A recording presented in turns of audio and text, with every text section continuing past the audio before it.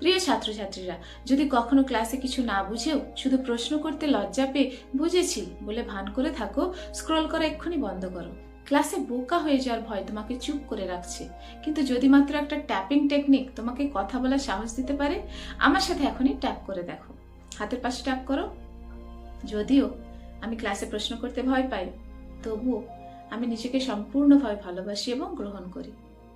যদিও আমি ক্লাসে প্রশ্ন করতে ভয় পাই, তবুও আমি নিজেকে সম্পূর্ণভাবে ভালোবাসি এবং গ্রহণ করি। যদিও আমি ক্লাসে প্রশ্ন করতে ভয় পাই, তবুও আমি নিজেকে সম্পূর্ণভাবে ভালোবাসি এবং গ্রহণ করি। আইব্রো, এই বিচার হওয়ার ভয়।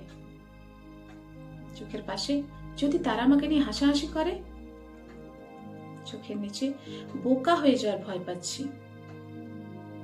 নাকের নিচে কিন্তু আমার প্রশ্নটাও গুরুত্বপূর্ণ।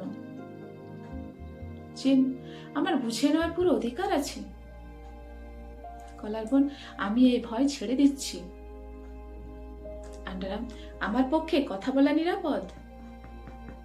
মাথার উপরে আমি আত্মবিশ্বাস ও কৌতূহল বেছে নিচ্ছি। এবার করব রাউন্ড 2।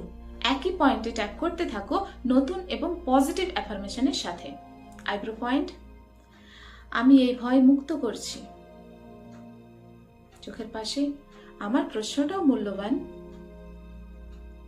চোখের নিচে আমি নিরাপদভাবে কৌতূহলী হতে পারি। নাকের নিচে অন্যদেরও একই প্রশ্ন থাকতে পারে। চিন, আমি নিজেকে বিশ্বাস করি। কলারবোন, আমি শান্ত, আমি আত্মবিশ্বাসী। আন্ডারআর্ম, আমি নিজেকে স্বচ্ছন্দে প্রকাশ করি। মাথার উপরে আমি কথা বলতে প্রস্তুত। একটা গভীর শ্বাস নাও, ধীরে ধীরে ছেড়ে দাও।